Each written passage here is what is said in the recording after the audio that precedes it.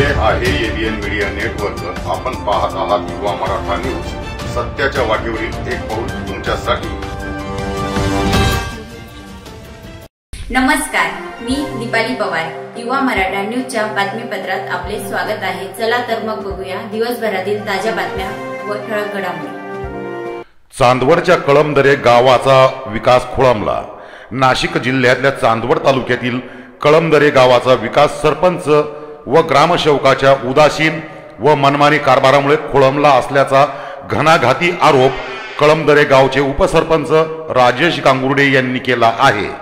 गांगुर्डे यांनी पत्रकारांशी बोलताना सांगितले की गाव विकासाच्या मुद्द्यावर सरपंच व ग्रामसेविका या इतर सदस्य व उपसरपंच यांना विश्वासात घेत नसल्यामुळे गावाचा विकास तर रखडलाच आहे, पण गावाच्या विविध समस्या उभ्या ठाकल्याने कळमदरे गाव आज समस्यांच्या उंबरठ्यावर उभे टाकले आहे।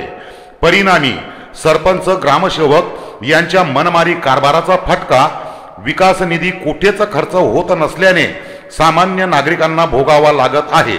या प्रश्नी आपण लवकरच जिल्हा परिषदेच्या उपमुख्य कार्यकारी अधिकारी वर्षा फटोळ यांची भेट घेऊन तक्रार करणार असल्याचे शेवटी राजेश गांगुर्डे यांनी बोलताना सांगितले। युवा मराठा न्यूज साठी सुनील गांगुर्डे, तालुका प्रतिनिधी, चांदवड। गावाच्या निधीचा सरपंच आणि ग्रामसेवक या अंदाधुंदी लूटमार चालू आहे हे माझ्या निदर्शनास आलेलं आहे।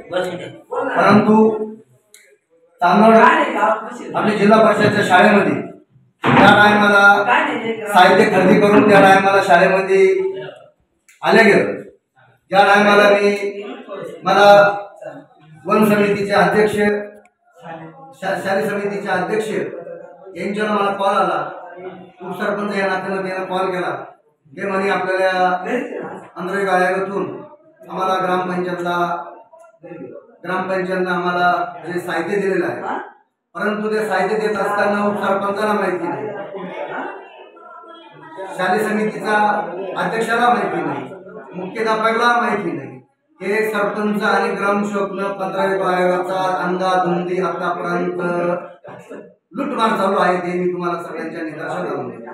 15 आयोगामध्ये गेले केटीवरचे काम उकरले असतील, तुम्ही साऱ्या मागण्याचे काम उकरले असतील, हे फक्त अकाउंटवरून पैसे विड्रॉ केलेले आहेत, याची चौकशी करावा ही मी सगळ्याला आपल्या याच्या माध्यमातून मी मागणी करतो। आणि मुद्दा एक, गेल्या 3 वर्षापासून सिमेंट कॉन्क्रीट टाकी मारण्याची मागणी होती, परंतु ती मागणी फेटाळून येणं त्या प्लास्टिकच्या टाक्या आणून दिल्या आणि त्या प्लास्टिकच्या टाक्या गेलेल्या आज 8-10 दिवस झाले। आजच्या मीटिंगमध्ये वैयक्तिक मीटिंग लावली होती शाळेच्या संदर्भात ग्रामपंचायत। मी त्यांना विचारलं त्यांच्याकडे एक बी कोणत्या बी टाकीचा बिल नाही, कपड्याचा बिल नाही, खुर्चीचं बिल नाही आणि कसलं बिल नाही, आणि हे अंदाधुंदी आणून खरेदी केली। शासन आपल्याला दुष्काळ पडलेला आहे।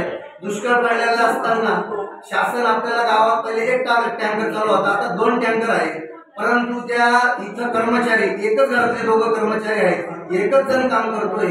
त्या पाण्याचे सुद्धा नियोजन यांच्याकडे नाही। ज्या शिपायाला किंवा त्या कर्मचाऱ्याला सांगितले तर ते पण लावायची भाषा करतात आमच्यावरती, आणि सरपंच आणि बाकीचे सदस्य त्यांना पाठीशी घालतात। हीच या ठिकाणी मी आपल्याला मागणी करतो। आणि या सगळ्याला तुम्ही पण पत्रकार आहेत खरंच,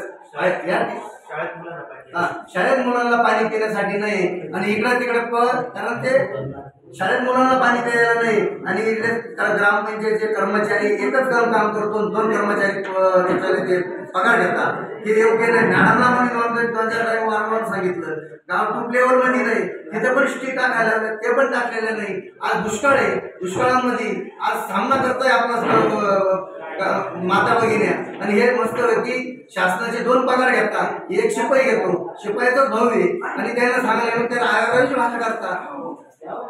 म्हणजे हे कुठंतरी विचारलं पाहिजे आणि थांबलं पाहिजे। आज अक्षरशः लोकांना पाणी प्यायला नाही, पाणी नसताना शासन आपले 2 टँकर चालू केलेले, शासनाचा पैसा व्हायला जातोय, म्हणून हा प्रत्येकाच्या नागरिकाच्या घरापर्यंत पाणी गेलं पाहिजे हे या ठिकाणी सांगतो। आणि ह्या 15 आयोगाच्या सखोल चौकशी झाली पाहिजे। आणि मी तर तुम्हाला बघायलाही म्हणतो, सरपंचाची बाईट घ्या, तुम्ही बिल का लेट दिले, ग्रामसेवकचे बाईट घ्या, तुम्ही बिल देताना कच्चं बिल दाखवा, हे सगळ्यांना सांगतो। जय हिंद, जय महाराष्ट्र। खेडेगाव असो की शहर, प्रत्येक बातमीवर आता आमची नजर. आता युवा मराठा न्यूज चॅनल बनले अधिक खास. रोज रात्री बघा 8 वाजता डेन केबल 193 आणि 194 नंबरवर.